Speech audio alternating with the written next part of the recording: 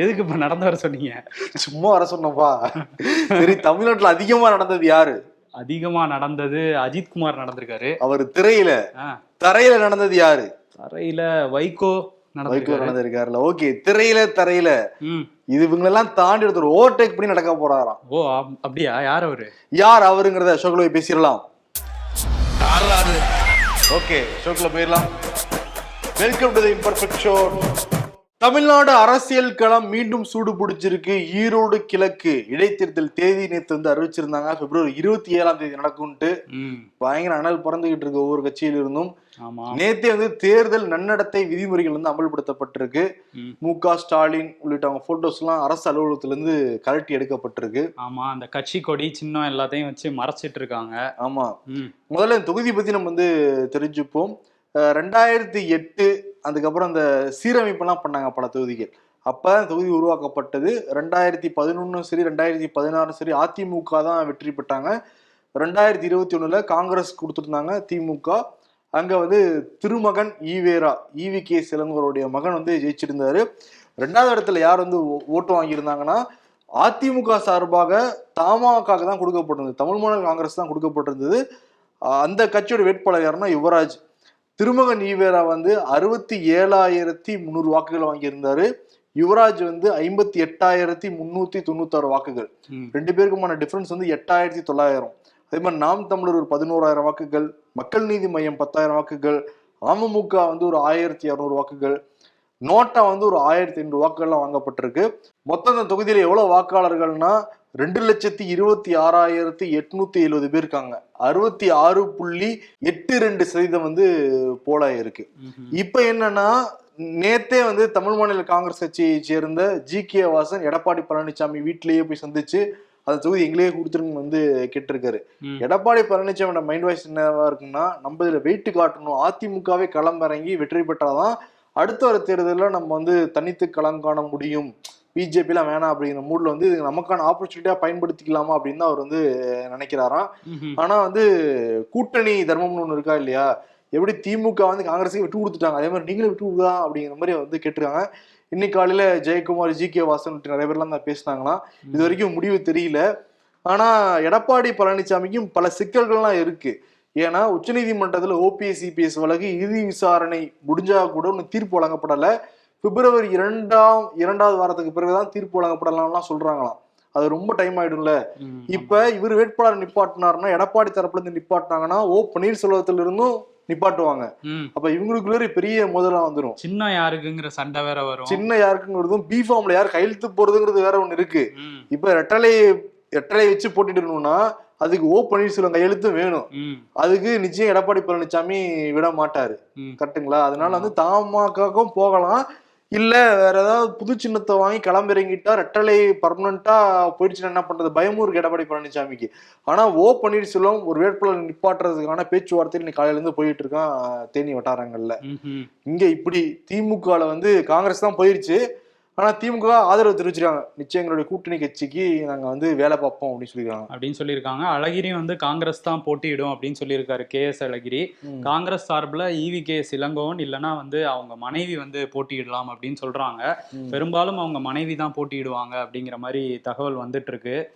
இதுலயுமே தமாகால போட்டிடுறதுனா யுவராஜ் போன தடவை போட்டிட்டார்ல, அவருக்கு தான் வாய்ப்பு வழங்குவாங்க அப்படின்னு சொல்றாங்க. ஆமா, ஏன்னா யுவராஜ் எடப்பாடி பழனிசாமி ஒரு தோஸ்து தான்.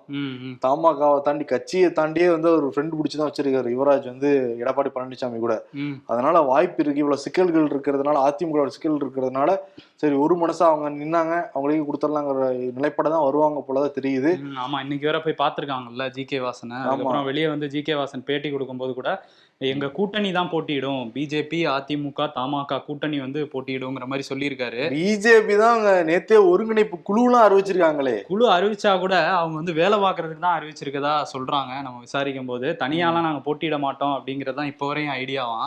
நாங்க வந்து அதிமுக கூட்டணியில யாரை நிறுத்தினாலும் அவங்களுக்காக வேலை செய்வோம் அப்படிங்கிற மாதிரி சொல்லிட்டு இருக்காங்க. நான் கமலாலயத்துல இன்னொரு பேச்சும் போய்கிட்டு இருக்கு, அண்ணாமலையே அங்க நிப்பாட்டலாங்கிற ஒரு பேச்சு. அண்ணாமலையே நிப்பாட்டுவாங்க, விளையாட்டுக்கு சொல்லல, சீரியஸாவே ஒரு பேச்சு போயிட்டு இருக்காங்க காலையில. அப்படியா? ஆமா, பக்கத்துல தானே நீங்க அன்னைக்கு சொன்னீங்கல்ல கரூர்ல இருந்து கொஞ்ச தூரம் தானே போய் நின்னு பாப்போம்ட்டு. அதேதான் காயத்ரி ரகுராம் வந்து போட்டியிடுவாங்க அங்க. அவர் காயத்ரி ரகுராம் வாங்க வாங்க நான் வந்து நிக்கிறேன், நீங்களா நான் மோதி பார்த்தலாம்னு கூப்பிடுறாங்கல்ல. ஆக்சுவலி 2024 முன்னாடி ஒரு முன்னோட்டமாக நம்ம தனிச்சு, ஏன்னா இவர் தான் எல்லா பக்கமும் போய் கட்சி டெவலப் ஆயிடுச்சுன்னு சொல்றாரு, அவரே நிக்கட்டும், அவரே நின்று எவ்வளவு வாக்குகள் ஜெயிச்சு காட்டட்டும் அப்படிங்கிறாங்க. நின்னா ஒரு வேலை தெரிஞ்சிருச்சுன்னா கட்சி டெவலப் ஆகலாங்கிறது. ஆக்சுவலி அண்ணாமலைய ஏத்தி விடுற மாதிரி தெரியல, இறக்கி விடுறதுக்கே நிக்க வைக்கிற மாதிரி தெரியுது இல்ல. ஆமா அப்படிதான் தெரியுது. ஆனா பாப்போம், இதுதான் இப்போதைக்கு நிலவரம். ஆனா என்னன்னா இன்னும் நிலவரமும் சொல்றாங்க, பணமழையில அந்த தொகுதி மக்கள் குளிக்க போறாங்களாம்னு ஒரு சில தினங்கள்ல. அதுதானே இடைத்தேர்தல் வந்தாலே அப்படிதானே. ஆமா. நடைபயணம் சொன்னீங்கல்ல, யாரு போறா, என்ன சஸ்பென்ஸாவே வச்சிருக்கீங்க? சஸ்பென்ஸா? எல்லாருக்குமே தெரிஞ்சிருக்கும். நேற்று அமித்ஷாட்ட எல்லாம் போய் வந்து ஆசீர்வாதம் வாங்கிட்டு வந்திருக்காருல்ல அண்ணாமலை, அவர் தான் கிளம்ப போறாராம். பிஜேபி தரப்புல இருந்து என்ன சொல்றாங்கன்னா, ஏப்ரல் 14 தமிழ் புத்தாண்டு அன்னைக்கு தூத்துக்குடி மாவட்டம் திருச்செந்தூர்ல முருகன் தரிசனம் பண்ணிட்டு அந்த பாத யாத்திரை ஆரம்பிக்க போறாராம். ஒரு நாளைக்கு 20 கிலோமீட்டர் இருந்து 28 கிலோமீட்டர். இது வந்து ராகுல் காந்தி போனார்ல, அதே 20 கிலோமீட்டர் டார்கெட் வச்சிருக்காங்க. அதே ஃபார்முலா தான் போல. 39 தொகுதிகளுக்கும் போறாராம் அண்ணாமலை. மொத்தம் 117 நாட்கள்ன்ட்டு பிக்ஸ் பண்ணிருக்காங்க. அது என்ன 117ங்கிறதான் புரியல. எல்லாத்தையும் கூட்டினா 9 வருது. ஏதோ 9 ராசியான நம்பரா என்னங்கிறது தெரியல. 9 கிரகங்களும் உச்சியில இருக்குன்னு சொல்றாரோ அவருக்கு. உச்சம் பெற்ற ஒருவர் 39 தொகுதிகளிலும் போய் 39 வெற்றி பெறுவாராங்கிற ரிசல்ட் அப்பதான் தெரியும். 39 தொகுதிகள் முதல்ல கொடுப்பாங்களா ஏடிஎம்கே கூட்டணியில இருந்தா? ஆமா. ஆனா என்னன்னா இதுதான் வந்து நிலவரம். எங்கிருந்து இவருக்கு இந்த ஐடியா வந்திருக்குன்னா, பக்கத்து மாநிலம் இருக்குல்ல தெலுங்கானால, அங்க இருக்கிற பிஜேபி மாநில தலைவர் யாருன்னா பண்டி சஞ்சய். அவர் வந்து அங்க இருக்கிற ஆளும் கட்சிக்கு எதிராக இதே மாதிரி பாத யாத்திரை போனாரு. அவங்க ஊழல் குற்றச்சாட்டுகள் எல்லாம் சொல்லி இந்த மாதிரி மக்களுக்கு நன்மை பண்றது இல்லைன்னு சொல்லி பாத யாத்திரை போன உடனே கொஞ்சம் வந்து பிஜேபி சேர்த்து மாறினாங்களாம். அதே மாதிரி ஃபார்முலாவை இங்க பயன்படுத்தலாம்னு சொல்லிட்டு அண்ணாமலை வந்து கிளம்ப போறதா வந்து தகவல் கிடைச்சிருக்கு. ஓஹோ, அவர் தான் ஸ்கெட்ச் போட்டு கொடுத்திருக்காரா? ஸ்கெட்ச்ல காப்பி அடிச்சிட்டாங்கப்பா. அவருக்கே ஸ்கெட்ச் போட்டிருக்காங்க அங்க. அந்த 2 நாளைக்கு முன்னாடி கூட பார்த்தோம்ல, அவரோட மகன் வந்து ஒரு மாணவரை அடிக்கிற வீடியோ, அவரு தான் இப்ப ஸ்கெட்ச் போட்டு கொடுத்திருக்காரு அண்ணாமலைக்கு. அதேதான். இன்னொரு விஷயம் என்னன்னா, அந்த ஊழல் பட்டியலை வெளியிடுவேன் ஒரு வருஷமா வாய் மட்டும் சொல்லிக்கிட்டு இருக்கேன், வேலை செய்யலன்னு கேட்டு இருக்காங்களே. அப்ப ஒவ்வொரு தொகுதிக்கு போறப்பையும் அங்க இருக்கிற எம்எல்ஏக்கள், அங்க இருக்கிற அமைச்சர்களுடைய ஊழல் பட்டியலை தொடர்ந்து வெளியிட போறாரு அண்ணாமலை. அதனாலதான் ஏப்ரல் மாசம் எதை கேட்டாலும் 2 கிலோமீட்டர் மாதிரி ஏப்ரல் மாசம் சொன்னதுக்கு ரீசன் அதுதான் அப்படின்னு வந்து சொல்றாங்க. அப்பயாவது இந்த வாட்சோடைய பில்ல வெளியிடுவாரா அப்படின்னு பொறுத்து தான் பாக்கணும். ஏன்னா அண்ணாமலை மறந்துருக்கலாம், நம்ம மறக்க மாட்டோம், ஏப்ரல் 1 மறக்க மாட்டோம். சரி, உங்க ரஃபேல் வாட்ச் எங்க காணோம்? ரஃபேல் வாட்ச் பிஞ்சு போச்சுப்பா. ரஃபேல் வாட்சே பிஞ்சிருச்சு. கூட சொன்னேன், பிஞ்சிருச்சு. அதுலதான் எல்லாம் அந்த விமான பார்ட்ஸ் எல்லாம் போட்டுல பண்ணிருந்தாங்க, எப்படி பிஞ்சிச்சு? அது டப்பா வாட்சுதான். சரி, ஓகே. ஆனா வந்து என்னன்னா, அண்ணாமலை கூட இன்னொருத்தர் போனாருல்ல, தேஜஸ்வி சூர்யா, அவரு தான் கன்ஃபார்ம் பண்ணிட்டாரு. ஆமா, மத்திய போக்குவரத்து துறை அமைச்சர் ஜோதிராதித்ய சிந்தியா வந்து சொல்லிட்டாரு, தேஜஸ்வி சூர்யா தான் அப்படிங்கிறத சொல்லிட்டாரு. அவராவே வந்து அந்த கதவு திறந்ததுக்கு அப்புறம் விமான அந்த அதிகாரிகள்ட்ட போய் நான் திறந்துட்டேன் தெரியாமன்ட்டு அவராவே போய் சொன்னாராம். அதுக்கப்புறம் மன்னிப்பு கடிதமும் கொடுத்திருக்காரு அப்படின்னு வந்து சொல்லியிருக்காரு. அந்த தாமதமாச்சுல 2 மணி நேரம் ஃபிளைட், அதுக்கு மன்னிப்பு கடிதம் கொடுத்திருக்காராம். ஆனா திறந்ததுக்கு என்ன நடவடிக்கை எடுப்பாங்கன்னு தெரியல. இதுக்கு முன்னாடி திறந்தவங்களுக்கு எல்லாருமே கைது செய்யப்பட்டிருக்காங்க. பட் இவங்க பண்ணா மட்டும் வந்து கைது நடவடிக்கை இல்லைன்னா அப்ப என்ன அர்த்தம்? அவங்களுக்கு ஒரு சட்டம், சாமானியர் ஒரு சட்டம் தானே இருக்கு. அப்ப டெமோக்ரஸி எங்க இருக்கு, ஜனநாயகம் எங்க இருக்கு? வெளிநாடுகள்லாம் பாருங்க, யார் தவறு செஞ்சிருந்தாலும் சட்டத்தின்படி தண்டனை தான். இந்தியாவில மட்டும் அதிகார வர்க்கம், ஆளும் வர்க்கம் இன்ஃபுளுன்ஸ் பண்றவங்களுக்கு அந்த இது பாயாது. ஆமா, விசாரணைன்னு சொல்லிட்டு இருக்காங்க. இந்த விசாரணை முடியும் போதாவது டிஜிசிஏல இருந்து ஏதாவது உத்தரவு வருதான்னு பார்ப்போம் கைது நடவடிக்கைக்கு. ஏன்னா ஒரு தேசிய கட்சியோட ஒரு எம்பி இவங்க சொல்றாங்களா, உலகத்திலேயே நாங்க தான் மிகப்பெரிய கட்சி அப்படின்னு சொல்லிட்டு இருக்காங்க. ஆனா ஒரு நடவடிக்கையும் எடுக்காம இருக்கிறாங்க, விளையாடிட்டு இருக்காங்க போய் இல்ல டோரை ஓபன் பண்ணி. அது தவறுதெல்லாம் எப்படி ஓபன் பண்ண முடியும்? யூடியூப்ல நானும் நீயுமே பார்த்தேன், எமர்ஜென்சி டோர் எப்படி ஒர்க் பண்ண திறக்கிறாங்கன்னு சொல்லிட்டு 2-3 லாக் இருக்கு திறக்கிறதுக்கு. ஆமா, அதையும் சொல்லியிருக்காரு அவர். மத்திய அமைச்சர் என்ன சொல்றாருன்னா, தவறுதலா வந்து திறந்துட்டதா தேஜஸ்வி சூர்யா சொல்லியிருக்காரு. அதுதான் என்ன தவறுதலா எப்படி 4-5 லாக்க திறக்க முடியும்? தவறுதலா டோர்ல போய் இடிக்கலாம், ஏதோ திறக்குதுன்னு நியாயம் இருக்கலாம். அது வேற கையை வச்சு புஷ் பண்ணி ஏதோ பண்ணி அப் பண்ணி டவுன் பண்ணி அப்படி நிறைய இருக்கு. அதுல இவ்வளவு பண்ணி திறந்து பார்த்துருக்காரு, தவறுதலா அப்படிங்கிறது தெரியல இதுல. ஆமா, இதுக்கு முன்னாடி பண்ணவங்க எல்லாம் அரெஸ்ட் பண்ணீங்கல்ல, உடனடியா கைது பண்ணிருக்காங்க. இதுல ஆனா அந்த மாதிரி எந்த நடவடிக்கையும் இல்ல. இனிமையாவது இருக்குமான்னு பாப்போம். அவங்களுக்கு ஒரு சட்டம், நமக்கு ஒரு சட்டம்ப்பா. இனிமேல் இருக்கு, நீ நம்புற பாத்தியா? இன்னொன்னு என்னன்னா ஆர் ரவி டெல்லி போயிருக்காருல்ல, ஆமா. ஃபுல் டோஸ் கொடுத்து அனுப்பிச்சிருக்காங்களாம் அவருக்கு. அப்படியா? என்னன்னா நீங்க வந்து அரசியல் பண்ணுங்க, அதுதான் உங்களுக்கு போட்டது. ம். அதுக்கு நமக்கே எதிராக பேக் ஃபயர் ஆகிற மாதிரி நீங்க பண்ணக்கூடாது. ம். தமிழ்நாடுங்கிறது எல்லாருக்குமே பாருங்க, பிஜேபி இதான் பேசுனாங்க. ம். என்ன ரீசனா, தமிழ்நாடுங்கிறது சொல்லி சொல்லி வளர்க்கப்பட்டது. ம். அதனால எல்லாருமே ஒற்றுமையாயிடுவாங்க. நீங்க அதுலயே போய் அந்த குளத்திலேயே போய் கல்லெறிஞ்சீங்கன்னா அப்புறம் என்ன நடக்கும்? ஆமா, இருக்க வாக்கு வங்கியும் போயிடும், பார்த்து பண்ணுங்க அப்படின்னு சொல்லி. அதனால வந்து டோஸ் விட்டு தான் அனுப்புனதா வந்து சொல்றாங்க. ஆனா ஆர்.என். ரவியை மாத்துற மாதிரி எல்லாம் எந்த இதுவுமே கிடையாதான். கொஞ்சம் பார்த்து பேசுங்க. இந்த மாதிரி உணர்வு ரீதியான ஒரு விஷயத்துல, உணர்வு பூர்வமான விஷயத்துல போய் விளையாடிடாதீங்க. அது டோட்டலா வேற, வட மாநிலம் வேற, தென் மாநிலம் வேற, குறிப்பா தமிழ்நாடு வேறங்கிறத மேலிடம் புரிஞ்சிருக்காங்கிறது அவருக்கு சொன்னது மூலமா தகவல் வெளியே வந்திருக்கு. ஆர்.என். ரவியை பத்தி திமுகவுடைய பேச்சாளர் ஒருத்தர் பேசுனது கேட்டீங்களா? ஆமா, காதல் ரத்தம் கேட்க முடியாத அளவுக்கு பேசியிருந்தாரு சிவாஜி கிருஷ்ணமூர்த்தி அப்படிங்கிற பேச்சாளர். அவர் மேல வந்து இப்ப அவதூறு வழக்கு வந்து ஆளுநர் தரப்புல இருந்து கொடுத்திருக்காங்க. ஆளுநரோட செக்ரட்டரி வந்து சென்னை முதன்மை நீதிமன்றத்துல வந்து வழக்கு தாக்கல் பண்ணியிருக்காங்க, அவதூறு வழக்கு. நடிகர் வடிவேலுவோட தாயார் சரோஜினி அம்மாள் வந்து இன்னைக்கு உயிரிழந்திருக்காங்க. அவங்களுக்கு உடல்நல பிரச்சனைகள் இருந்ததா சொல்றாங்க. வயது முதிர்வும் ஒரு காரணம் அப்படின்னு சொல்றாங்க. 87 வயதாகுது. அவருக்கு வந்து முதலமைச்சர் தொடங்கி எல்லாருமே வந்து அவருக்கு ஆறுதல் சொல்லிட்டு இருக்காங்க. மூக்காலகிரி நேர்லயே போய் வந்து ஆறுதல் வந்து சொன்னாரு. ஓகே, ஆழ்ந்த அஞ்சலிகள்.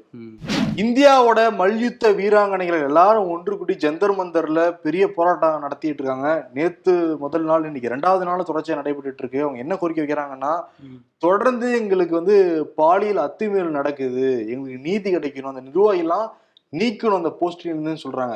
யார் மேல குற்றச்சாட்டு வைக்கிறாங்கன்னா, பிஜேபி எம்பி மேல.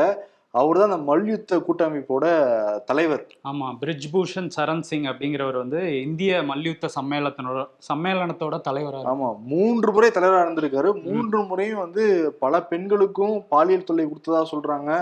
மீறிட்டு வச்சு பேசினதா அங்க இருக்கிறவங்க குற்றச்சாட்டுலாம் வைக்கிறாங்க. அவரை முதல்ல நீங்க நீக்கணும்னு சொல்லிட்டு 2 நாளா போராட்டம் வந்து நடந்துகிட்டு இருக்கு.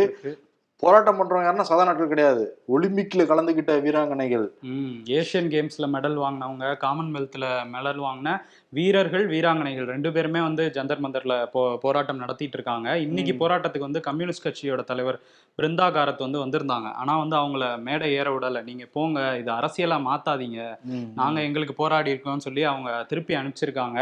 அதனால அவர் பாஜக எம்பிங்கிறதுனால என்ன நடவடிக்கை எடுப்பாங்கிறதுல ஒரு பெரிய நம்பிக்கை இல்லாத மாதிரி தான் அவங்க எல்லாம் பேசிட்டு இருக்காங்க. எங்களுக்கு அதுல பெருசா நம்பிக்கை இல்லை, இருந்தாலும் நீதி வேண்டும் அப்படின்னு சொல்லி தொடர்ச்சியா போராடிட்டு இருக்காங்க. 2 எம்பி மாட்டிருக்காங்க. ஒருத்தர் வந்து யாரு, எமர்ஜென்சி டோர், அந்த இவர் தேஜஸ்வி சூர்யா, தேஜஸ்வி, இன்னொருத்தர் வந்து இவரு பிரிட்ஜ் பூஷன், 2 பேரு மாட்டியிருக்கிறாங்க. இந்த மாதிரி ஒரு, அதுவும் இது ஒரு கொடூரமான கம்ப்ளைண்ட். ஏன்னா தொடர்ச்சியா அந்த வீராங்கனைகளுக்கு வந்து பாலியல் துன்புறுத்தல் கொடுத்தா அவங்க எப்படி கேம்ல வந்து கான்சென்ட்ரேட் பண்ண முடியும்? அவங்க எங்க ஏசியன் கேம்ஸ் எல்லாம் பதக்கம்லாம் வாங்கிட்டு வந்திருக்காங்க. வினேஷ் போகட் அந்த மாதிரியான பிளேயர்ஸ் எல்லாம் கூட போராடிட்டு இருக்காங்க. சாக்ஷி மாலிக், நிறைய பேர் போராடிட்டு இருக்காங்க. பாப்பா நீதி கிடைக்குமான்னு. அதே மாதிரி சந்திரசேகர் ராவ் இருக்காருல்ல, இது சத்தமே இல்லாம ஒரு கூட்டத்தை நடத்தி முடிச்சிருக்காரு. முக்கியமா காங்கிரஸுக்கும் பிஜேபிக்கும் எதிராக இருக்கிற கட்சிகளா பார்த்து தேர்ந்தெடுத்து கூப்பிட்டு போய் தெலுங்கானால வச்சு 4 முதல்வர்கள் ஒரே மேடையில. ஒன்னு தெலுங்கானா முதல்வர் சந்திரசேகர் ராவ், அவர் கூட அரவிந்த் கெஜ்ரிவால் இருந்தாரு, டெல்லி முதல்வர். பஞ்சாப் முதல்வர் பகவந்த் மான் வந்திருந்தாரு. இன்னொன்னு கேரளா முதல்வர் பினராயி விஜயனும் வந்து அந்த மேடையில இருந்தாரு. உத்தரப்பிரதேசத்தோட முன்னாள் முதல்வர் அகிலேஷ் யாதவ், கம்யூனிஸ்ட் கட்சியோட மூத்த தலைவர் ராஜா, இவங்க எல்லாருமே வந்து கலந்துகிட்டு இருந்தாங்க.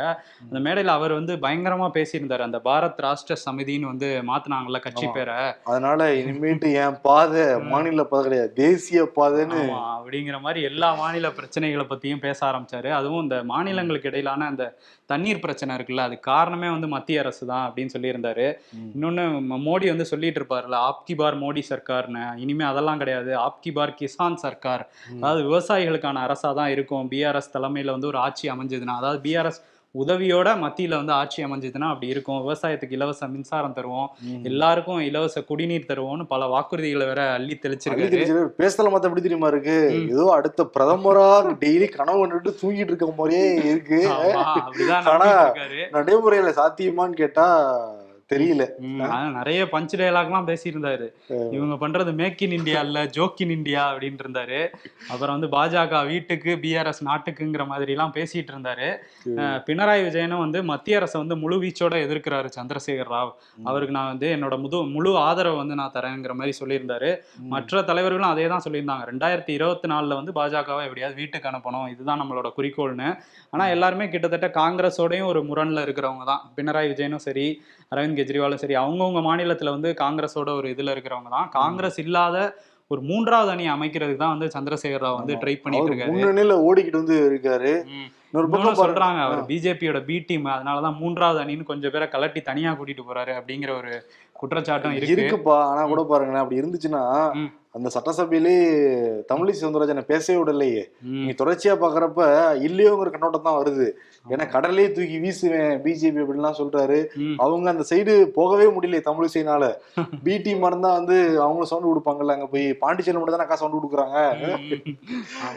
ஆமா, ஆனா அந்த சந்தேகம் இல்லாம இல்லைங்க. சரி, ஆனா எல்லாருக்குமே இங்க இருக்கிற மம்தாக்கு இருக்கு, சந்திரசேகர் ராவுக்கு இருக்கு, முக ஸ்டாலினுக்கு இருக்குன்னு சொல்றாங்க பிரதமர் நாற்காலி. ஆனா பிரதமராக இருக்கிற ஒருத்தவங்க அந்த ஆசை எனக்கு போதும், இந்த பதவியை நான் வேணாம் நினைக்கிறேன்னு சொல்றாங்க. ஜெசிந்திரா. நான் கூட ஜி எதுவும் சொல்லிட்டாரு போல அப்படின்னு நினைச்சேன். முகத்துல லைட்டா ஒரு தேஜஸ் தெரிஞ்சது பார்த்தேன். ஷாக்கு, என்ன இப்படி எல்லாம் சொல்ல மாட்டாரு ஜி அப்படின்னு பார்த்தா, ஓ நியூசிலாந்து பிரதமர் ஜெசிந்தாவை சொல்றீங்க. ஜெசிந்தா அவங்க என்ன சொல்றாங்க, போது இந்த பதவியுடைய மதிப்பு என்னன்னு எனக்கு தெரியும், அதோட அதிகாரம் என்னன்னு எனக்கு தெரியும், ஆனா நான் போதும்னு நினைக்கிறேன், அடுத்த மாசம் ராஜினாமா பண்ண போறேங்கிறத அறிவிச்சிருக்காங்க. அவங்க எல்லாம் பதவி வேணும்னு நினைக்கிறப்ப ஒரு இளம் தலைவரா இருந்து பதவி வேணும்னு நினைக்கிறாங்க பாத்தீங்களா. ஆமா, யங்ஸ்டர் அவங்களே யங்ஸ்டருக்கு வழி விடுற மாதிரி பதவி விலகி போயிட்டாங்க. ஆனா நம்ம நாட்டுல கடைசி வரை நாங்க தான் இருப்போங்கிற மாதிரி பல பேர் வந்து 80 வயசு 90 வயசு முடிச்சா செஞ்சுரி அடிச்சுட்டு கூட அங்கதான் உட்காந்து இருப்பாங்க, இளைஞர்கள் வழி விட மாட்டாங்க. ஆமா, அப்படிதான் இருக்கு. ஆமா, ஆனா உக்ரைன்ல பாத்தீங்களா ஒரு சுகமான விஷயம், தொடர்ந்து உக்ரைன் நடந்துகிட்டே இருக்கு. ஆமா, போர் ஒரு பக்கம் நடந்துட்டு இருக்கு. நேத்து வந்து ஒரு பெரிய ஹெலிகாப்டர் விபத்து ஒண்ணு நடந்திருக்கு. அதுல உள்துறை அமைச்சர் டெனிஸ் வந்து பயணம் பண்ணியிருந்தாரு. அவர் சம்பவ இடத்திலே வந்து உயிரிழந்துட்டாரு. அவர் கூட வந்த அதிகாரிகள் எல்லாருமே வந்து உயிரிழந்துட்டாங்க. அது மட்டும் இல்லாம அந்த போய் ஒரு ஸ்கூல்ல வந்து இடிச்சிருக்கு. அந்த ஸ்கூல்ல உள்ள சில பேரும் வந்து உயிரிழந்துட்டதா சொல்றாங்க. கிட்டத்தட்ட ஒரு 16 பேர் உயிரிழந்திருக்காங்க, 2 குழந்தைகள் உட்பட. ஒரு சோகமான செய்தி தான். நிறைய பேர் காயமும் அடைஞ்சிருக்காங்க. தொடர்ச்சியா போர்னால பல பாதிப்புகள். இப்போ இந்த விபத்தும் வந்து அவங்களுக்கு ஒரு இதுவா அமைஞ்சிருக்கு. சீக்கிரம் வந்து போர் முடியட்டும், அதான் நம்ம எல்லோரோட பிரார்த்தனையுமே. அதுதான் உண்மையான ஒரு விளையாட்டு செய்தி. என்ன தெரியுமா, ஒரு டபுள் செஞ்சுரி ஒருத்தர் அடிச்சிருக்காரு. ஆமா, சுப்மன் கில் வந்து அடிச்சிருக்காரு. நேத்து நியூசிலாந்துக்கு எதிராக தான் அடிச்சிருக்காரு. 209 ரன்கள் அடிச்சிருக்கு, 208 ரன்கள் வந்து அடிச்சிருக்காரு 149 பந்துகள்ல. அவருக்கு வயசு வந்து 23 தான். ஒரு இளம் வீரர் வந்து, இது ஒரு சாதனை. இளம் வீரர் வந்து 150 ரன்களை கடக்கிறது, 200 ரன்களை கடக்கிறது, இதுதான் முதல் முறை. அவர் தான் அடுத்த விராட் கோலி அப்படின்லாம் பேச ஆரம்பிச்சிட்டாங்க இப்பவே. ஓ, உனக்கு விராட் கோலியா? இல்ல, நம்ம தோனி தான். எனக்கு தோனி தான். ஆனா பேட்டிங் ஸ்டைல் எல்லாம் பார்த்துட்டு அடுத்த விராட் கோலிங்கிற மாதிரி சொல்றாங்க. ஏன்னா கரெக்டா அந்த கேப் எல்லாம் பார்த்து அசால்ட்டா அந்த 4 அடிக்கிறாருல, அதனால வந்து அப்படி சொல்லிட்டு இருக்காங்க. அடுத்த கிரிக்கெட் ஒரு ஆளுமை கிடைச்சிருக்காரு நமக்கு, பொறுத்திருந்து பார்ப்போம். அவருக்கு வாழ்த்துக்கள் வந்து தெரிவிச்சுப்போம்.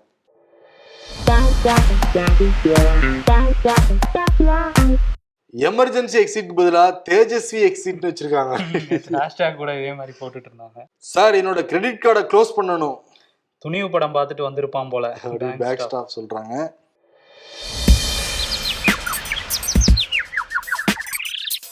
ரொம்ப தூரம் போயிட்டியாராம்? இல்ல ஜானு, எமர்ஜென்சி டோர் திறக்க முடியாம இன்னும் பிளைட் உள்ளதான் இருக்கேன். திரைப்படங்கள் குறித்து தேவையற்ற கருத்துக்களை பேசாதீர்கள், பாஜகவினருக்கு பிரதமர் மோடி அறிவுரை. காஷ்மீர் ஃபைல்ஸ் படத்தை கண்டிப்பா பார்க்கணும்னு இனிமே சொல்ல மாட்டீங்களே. இதோ வந்துட்டேன். வருண், யாருக்கு விருது கொடுக்கலாம்? விருது இன்னைக்கு இவருக்கு, அந்த ஜோதிராதித்ய சிந்தியாவுக்கும் தேஜஸ்வி சூர்யாவுக்கும் கொடுக்கலாம். ஏன்னா அவரே ஒத்துக்கிட்டு இருக்காருல்ல ப்ரோ, எவ்வளோ ஒரு நல்ல மனசு. ஆமா, நல்ல மனசு தான். திறந்துட்டேன் அப்படின்னு சொல்லி தவறுதலா திறந்துட்டேன்ட்டு ஒத்துக்கிட்டு இருக்காரு. அதை வந்து இவரு வெளியே சொல்லியிருக்காருல்ல. சொல்றதுக்கு ஒரு மந்திரி ஒரு முட்டுனாலும் முரட்டு முட்டுங்கிறது இப்படிதான் இருக்கு. அளவுக்கு அதிகமா முட்டு கொடுக்குறீங்கப்பா.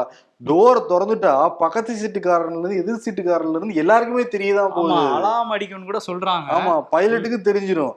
ஆனா டோர் திறந்த உடனே அவராகவே போய் பக்கத்து சீட்டுக்காரன் ஏர் ஹோஸ்டர்ஸ் பைலட் எல்லாம் சொன்னாராம். ஏன் தேஜஸ்வி சொல்லலன்னு யாருக்குமே தெரிய போகுது இல்லையாங்க. அவ்வளோ ஃபிளைட் முழுக்க என்ன முட்டாள உட்கார்ந்துருக்காங்க. இது சொல்றதுக்கு ஒரு மந்திரி வேற, அதுவும் மத்திய போக்குவரத்து துறை மந்திரியே வந்து இதை சொல்லியிருக்காரு. நல்லா முரட்டு முட்டா தான் கொடுக்குறாங்க. பட் நேத்து தான் நம்ம கொடுத்தோம்ல, அண்ணாமலை வச்சு நம்ம கொடுத்தோம். ஆமா, அதனால அவங்கள சொல்லிட்டோம்ல. இன்னைக்கு வேற ஆளு கொடுத்துடலாமா? எடப்பாடி பழனிசாமிக்கு. அவங்களும் பிஜேபி நாங்களும் போட்டிடலாமான்லாம் வராங்கல்ல. ஓகே, நீங்க வரீங்களா, எங்க இருக்காங்க செக் இருக்காங்க, போட்டிட முடியாத சூழ்நிலை, அதனால தமாகவே இருக்கட்டும் அப்படின்னு சூழல் வந்திருக்காருல்ல. ஆமா, அதனால வந்து மந்திரமா செயல்படுறாரு எடப்பாடி பழனிசாமி. அதனால புன்னகை இசைச்சுட்டே தான் இருப்பாரு. அதனால மந்திர புன்னகை அப்படிங்கிற விருது வந்து எடப்பாடி பழனிசாமி கொடுத்துடலாம். நன்றி, வணக்கம். நன்றி.